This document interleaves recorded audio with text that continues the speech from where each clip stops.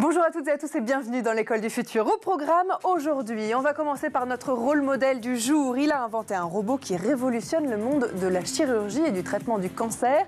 Il s'appelle Bertin Naoum et on découvre son portrait dans un instant. Et puis elle est avec nous en plateau, elle a toujours une idée derrière la tech. Jeanne Dreyfus est avec nous. Bonjour Jeanne. Bonjour Philippine. Ravie de vous retrouver. Quel va être le programme du jour de votre chronique? Eh bien, je vais vous parler d'une bande dessinée et pas n'importe laquelle, puisqu'il s'agit d'une adaptation du best-seller La vie secrète des arbres, originellement de Peter Wohlleben, Bonne forêt garantie. On en parle dans un instant. Et puis c'est notre grand sujet du jour avec notre invité. Vous connaissez évidemment Google, Bing, Yahoo ou encore Ecosia, des moteurs de recherche bien connus. Mais est-ce que vous connaissez Qwant? Le petit dernier, il est français, il a déjà 11 ans. Il se veut bien plus respectueux de votre vie privée que ses concurrents. Et puis il sert aussi à protéger les enfants sur Internet. Vous allez voir, on va se poser la question de pourquoi et comment concrètement avec notre invitée Isabelle Pasquezone. Bonjour. Bonjour Philippine. Je suis ravie de vous accueillir Également. sur le plateau de l'École du Futur. Soyez la bienvenue. Vous êtes la directrice business de Qwant. Vous allez nous parler justement de tout ce que vous faites chez Qwant dans un instant, juste après le focus. Diplômé de l'Institut national des sciences appliquées de Lyon, chevalier de la Légion d'honneur et aujourd'hui à la tête de la société Quantum Surgical, le parcours et la réussite de Bertin Naoum n'avaient pourtant pas toujours été une évidence. Vous allez le voir, il est notre focus du jour, présenté aujourd'hui par Jean Martineau.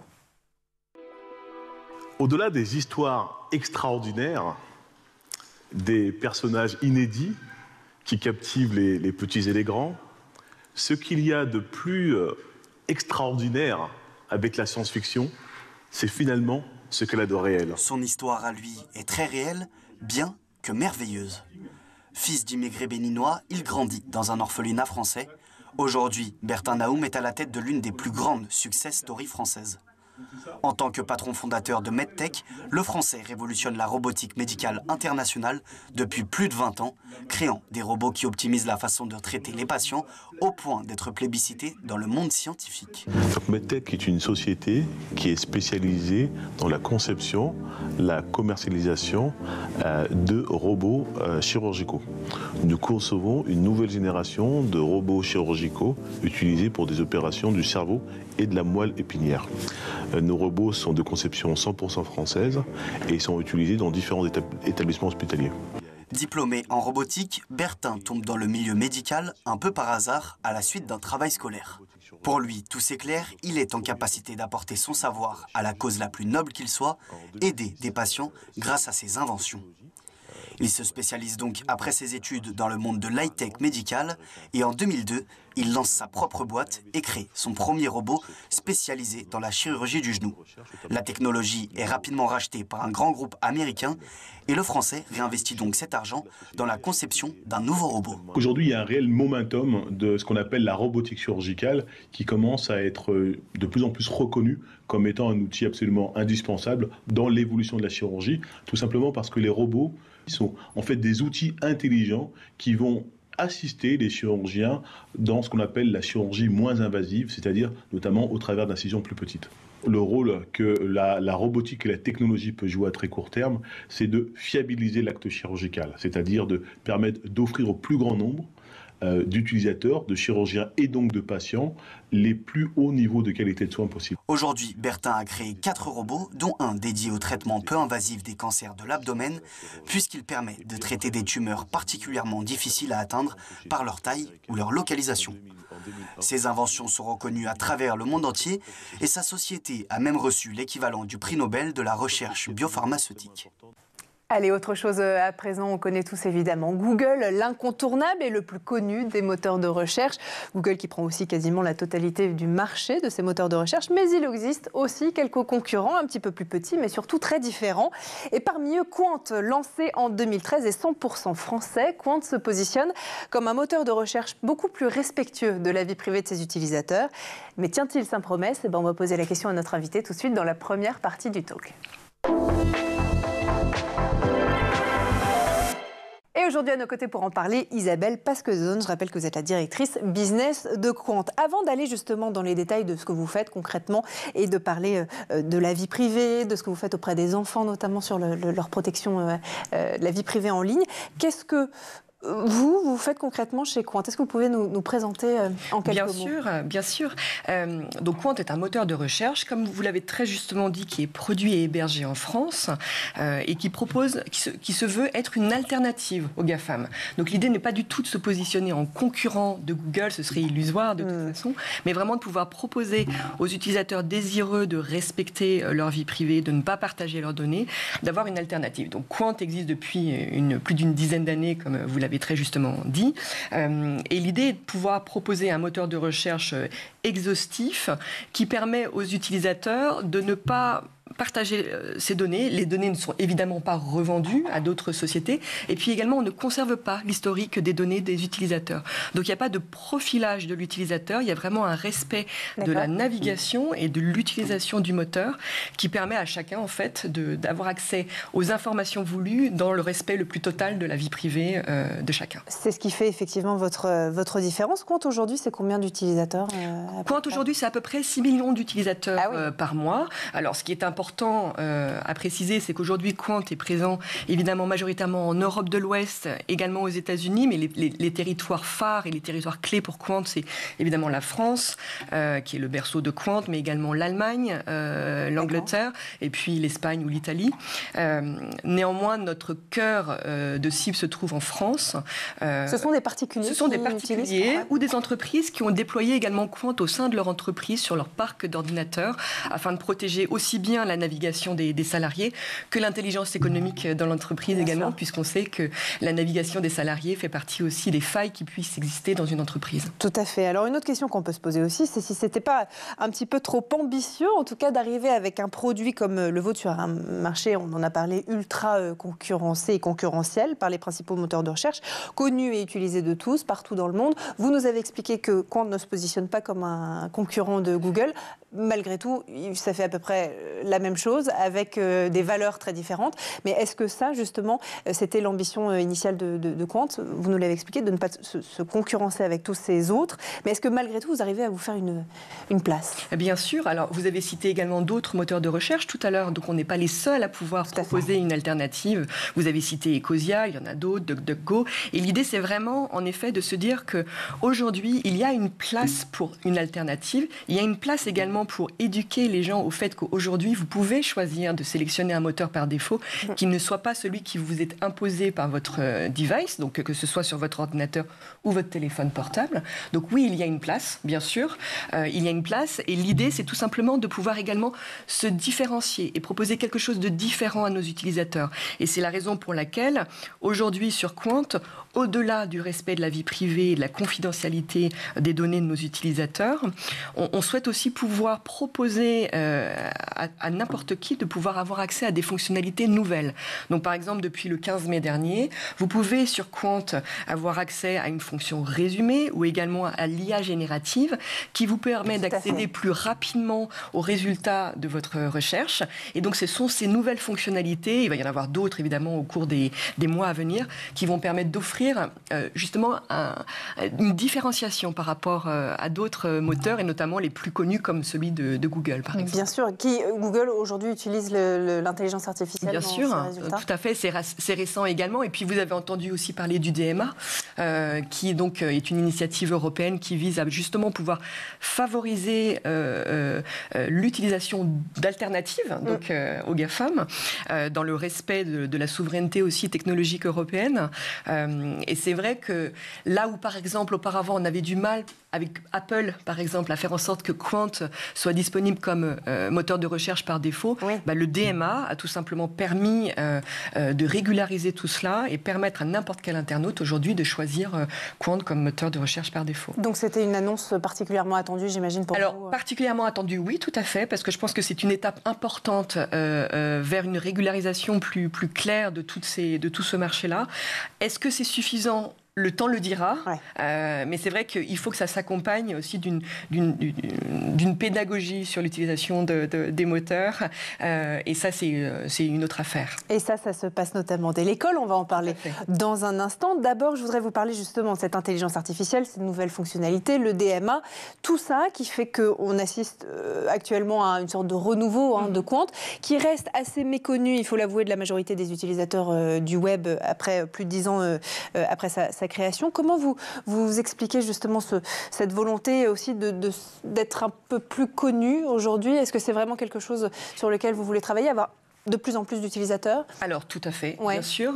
Notre objectif, évidemment, est de faire croître notre communauté et donc le nombre d'utilisateurs de Qwant.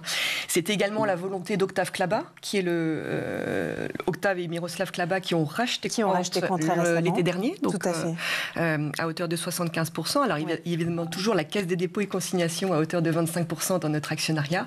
Mais l'idée avec ce projet est également de l'inscrire dans une dimension un peu plus globale, qui est le projet Symfonium, porté par Octave et Miroslav Klaba, avec d'autres sociétés comme la société Shadow, par exemple, et de pouvoir vraiment proposer un acteur de la tech européenne qui puisse développer des solutions souveraines et puis multiples, puisque l'idée n'est pas uniquement de proposer un moteur de recherche, mais une fonction de PC dans le cloud avec Shadow, ou une fonction de Drive également avec Shadow. Donc l'idée, c'est vraiment de pouvoir proposer un acteur avec des facettes multiples, développé, produit en France, et de redonner un nouveau démarrage en fait à Qwant dans cette optique-là.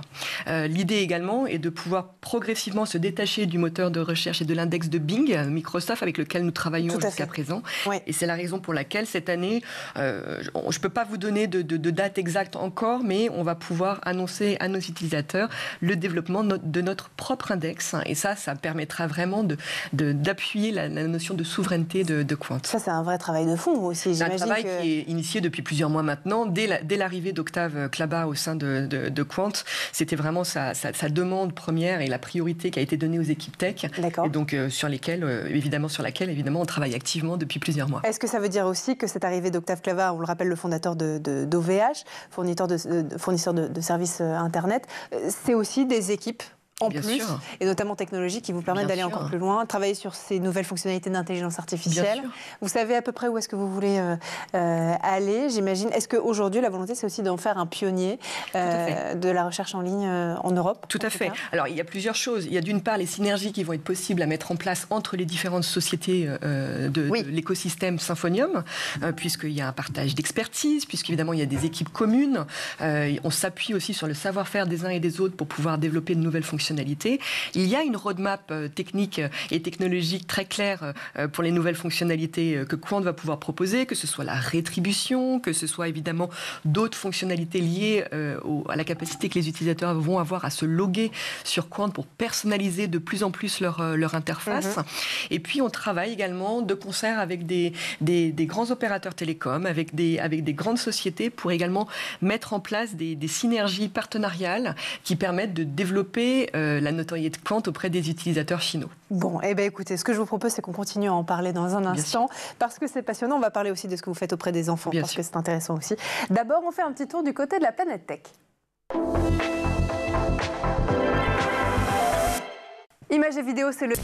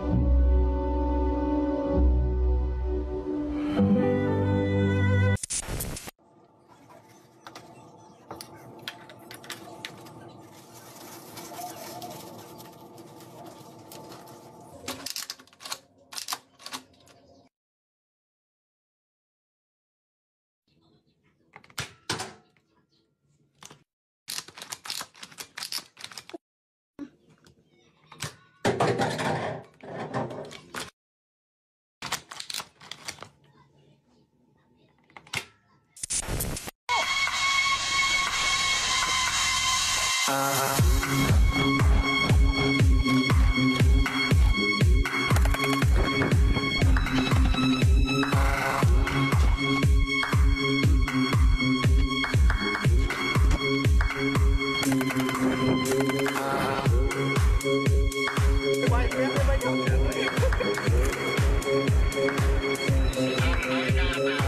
on est de retour toujours sur le plateau de l'École du Futur et en compagnie de notre invitée Isabelle Pasquezon, la directrice business de Quant. Mais juste avant de reprendre nos discussions, on va laisser place à la chronique de Jeanne Dreyfus qui a une idée derrière la tech. Jeanne, on part avec vous aujourd'hui faire une petite promenade en forêt, puisque vous nous parlez d'une bande dessinée parue aux arènes et adaptée du livre à succès de Peter Wohlleben, c'est comme ça que ça se prononce. Absolument. Magnifique, La vie secrète des arbres. Oui, et d'ailleurs, même si vous n'avez pas prononcé le nom, je suis sûre que vous avez déjà entendu parler de ce best-seller, ouvrage d'abord édité à 3000 exemplaires, avant d'être écoulé ensuite à plus d'1 million de copies dans le monde, traduit en plus de 40 langues. La vie secrète des arbres est aujourd'hui adapté en BD et c'est, pour nos beaux yeux, 240 pages illustrées par le dessinateur Benjamin Flao, de plonger dans l'univers de la forêt, dans sa richesse, dans ses fragilités. Aussi, le tout main dans la main avec ce protagoniste qui n'est autre que Peter Wohlleben lui-même, donc l'auteur du livre qui est à l'origine de l'adaptation. Et ça, Jeanne, c'était pas du tout le cas du livre original ? Non, absolument, parce que c'est le scénariste Fred Bernard qui a pris le parti de suivre la vie de cet ancien ingénieur forestier, Peter Wohlleben, allemand, qui, dégoûté par les pratiques liées à l'exploitation du bois, coupe abusive, usage de la monoculture, a fait de sa vie un combat pour la forêt, pour l'interdépendance qu'il a sous-tend entre espèces d'arbres, faune, sol et sous-sol. Il rappelle dans son livre, Peter Wohlleben, que les forêts hébergent encore aujourd'hui 80% de la biodiversité terrestre mondiale, qu'un quart des animaux terrestres vivent sous la terre. Et ne parlons pas d'une échelle plus petite. Dans une seule poignée de terre prélevée dans la forêt, eh bien, il y a autant d'organismes que d'êtres humains sur Terre. C'est donc un appel à notre humilité aussi, peut-être. Eh bien, ou alors à une connaturalité entre l'être humain et la forêt. Parce que les arbres nous ressemblent plus que ce qu'on pourrait bien le croire. Comme nous, les arbres sont des êtres sociaux, comme par exemple ces acacias d'Afrique dont parle la BD, qui rappelle l'auteur, eh bien, quand les feuilles sont mangées par une girafe, envoie des molécules volatiles dans l'air pour prévenir les copains alentour du danger des girafes. Ou comme ces autres arbres qui respectent l'espace vital de leurs frères de la même espèce alentour aussi, grâce à cette zone frontière laissée vide entre chaque feuillage qui donne lieu à cette jolie expression. On parle de la timidité des cimes. Ça veut dire cimes. Des cimes, magnifique. La timidité des cimes. Timidité des cimes. Est-ce que ça veut dire qu'ils ont du coup leur propre moyen de communiquer comme nous on a ? Eh bien, c'est même ce qu'ont voulu montrer des chercheurs australiens qui ont analysé des manières qu'ont les arbres de communiquer. Alors, on a vu les communications chimiques avec l'acacia, mais eux, ces chercheurs australiens, ont entrepris d'écouter le sol et ont en effet capté des petits claquements de 200 Hz entre les racines de plants de céréales. Ils papotent donc. Autre moyen de glaner des infos, à faire pâlir Internet, Quant, et la fibre, une collaboration symbiotique avec le réseau racinaire des champignons, alias le mycélium. Sous terre, en fait, les réseaux de racines de l'arbre sont prolongés par le mycélium, qui va non seulement véhiculer nourriture et boissons, comme un peu un Uber Eats pour troncs, mais aussi dépêcher des informations sur les insectes potentiellement dangereux qui sont pas loin, une sécheresse qui arrive. Bref, les scientifiques parlent de Wood Wide Web, tant le réseau est perfectionné. Une concurrence pour Quant, effectivement. Désolée. Jeanne, est-ce que les connaissances scientifiques font justement avancer les politiques forestières ? Absolument. Et selon Peter Wohlleben, une forêt saine fonctionne un peu comme une société saine. Il fait appel, Peter Wohlleben, à un homme qui avait déjà tout compris au 19e siècle. Cet homme, c'est Henri Biolay. Lui avait développé un concept de futaie-jardiner, donc un univers sylvestre où se mêlent étroitement des arbres d'essences différentes, des arbres de tailles différentes et des arbres d'âge différents. En fait, les vieux nourrissant les jeunes grâce à leur système de racines, les grands protégeant les petits pendant leur pousse, leur essence différente, évitant les risques de propagation d'éléments pathogènes, tout en privilégiant aussi la diversification de la faune alentour. Et comme dans toute bonne société, Peter Wohlleben rappelle aussi qu'il faut respecter non seulement les anciens, mais aussi les morts. Nettoyer une forêt, notamment de ces arbres au sol, a été une erreur longtemps commise par les ingénieurs forestiers, car en effet, même morts, même après leur chute, les arbres en fait, accueille pendant longtemps une faune infinie. 5000 espèces d'animaux, de plantes et de champignons vivants peuvent habiter le bois mort, et les arbres en décomposition permettent également aux graines de s'enraciner plus facilement que sur un sol nu, sans humus ou couvert d'herbe.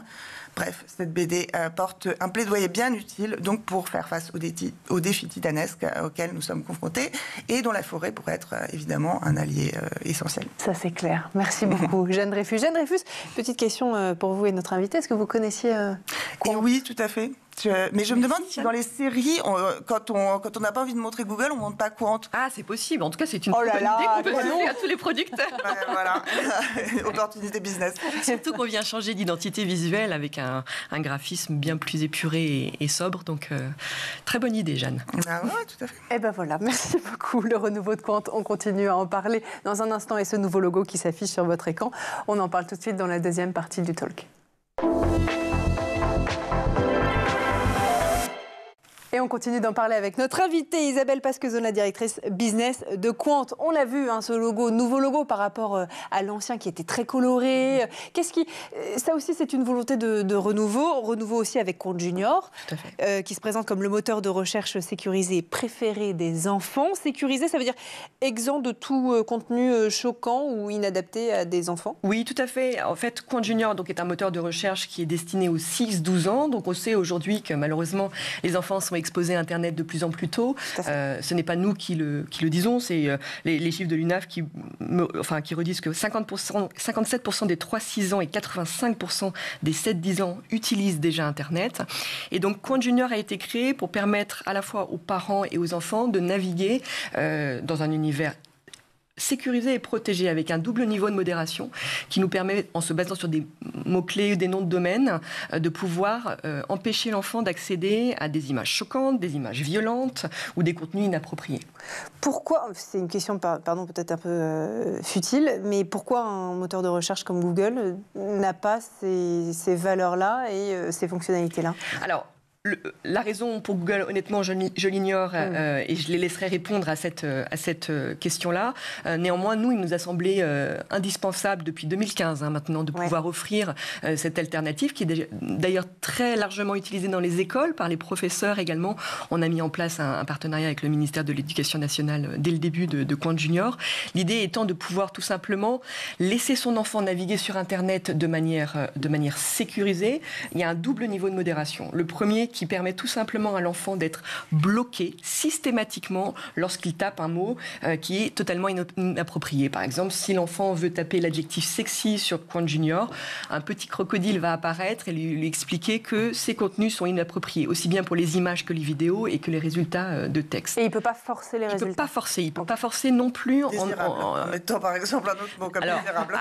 Désirable peut lui donner accès à des résultats, mais qui ne seront pas liés à l'univers sexy. On va pouvoir détourner peut-être un petit peu le terme. Néanmoins, il y a vraiment un niveau de modération et de blocage qui a été construit avec l'Université de Toulouse également à l'époque, pour pouvoir empêcher les enfants d'accéder à des images violentes, des images choquantes, ou même tout simplement aller sur un site web inapproprié. Et puis le deuxième niveau de modération, qui lui est un peu plus pédagogique. Par exemple, j'utilise le terme terrorisme, je dois faire un exposé à l'école. Oui. J'ai quand même besoin d'avoir accès à un certain niveau d'information. Donc, on va aller piocher des résultats fiables au sein soit de journaux, de magazines comme Le Monde ou comme Le Figaro, ou alors les sites du gouvernement. En revanche, on va vous interdire d'avoir accès à des images, à des vidéos, et puis on va vous expliquer quand même par le biais d'un petit visuel qu'il faut que vous soyez accompagné d'un adulte pour pouvoir mieux comprendre ce qu'est et ce que revêt ce terme.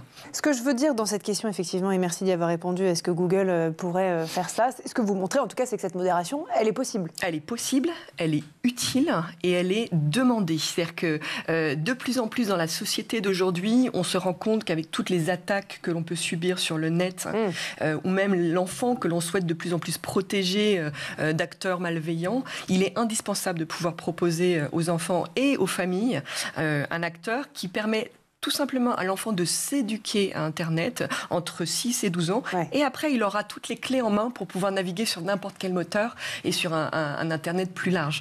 Mais c'est vrai que c'est indispensable. Effectivement, travail d'éducation absolument prioritaire. Donc c'est un moteur de recherche des petits qui a tout d'un grand, hein, c'est ce qu'on pourrait dire. Qu'est-ce qu'on peut trouver aussi comme contenu sur Qwant Junior? Vous avez dit, on a des partenariats avec Le Monde, avec des médias justement pour mettre en avant leurs articles quand un enfant recherche du contenu pour un exposé. J'ai vu aussi que vous avez un partenariat avec Bayard Jeunesse et Milan. Tout à fait. On a un partenariat avec donc Bayam, qui est l'acronyme pour Bayard Jeunesse et Milan, qui nous permet de proposer aux enfants sur Qwant Junior des contenus ludo-éducatifs qui vont donc pouvoir accompagner sa navigation et le divertir. Donc ce sont les classiques que l'on connaît, Tom Tom et Nana ou autres. Et l'idée, ce sont des petites vidéos qui sont parfois courtes ou des quiz. Enfin, ce sont des différents types de formats qui permettent à l'enfant, en plus de la navigation qu'il doit faire sur Internet, de pouvoir avoir accès à ces contenus ludo-éducatifs. Le président de la République, Isabelle, a reçu les conclusions de la commission d'experts qu'il a installée en janvier dernier, une commission qui avait pour but d'évaluer l'impact de l'exposition des jeunes aux écrans. Ce rapport alerte sur différents sujets, notamment sur les stratégies de captation de l'attention des enfants, de surexposition des jeunes aux écrans pour leur santé, leur développement, leur avenir, un danger qui est qualifié pour notre santé et notre civilisation, selon leurs termes, qui s'attardent aussi sur le rôle des réseaux sociaux, sur l'équilibre psychique des jeunes, notamment les risques de dépression et d'anxiété. Est-ce que ça aussi, chez Qwant, c'est un sujet qui vous alarme, qui vous fait réagir et sur lequel vous souhaitez éventuellement agir au cours des prochaines années? Bien sûr. Alors, le fait que le gouvernement s'intéresse à l'hyperconnexion des jeunes, c'est important. Le rapport, donc on l'a évidemment lu, on y a accès. On travaille aussi avec d'autres membres au sein de la FNUM pour pouvoir y répondre. On sait, enfin le rapport préconise que les enfants de moins de 3 ans ne soient absolument jamais confrontés aux écrans, qu'entre 3 et 6 ans ce soit extrêmement limité et que les réseaux sociaux ne puissent être accessibles qu'à 15 ans.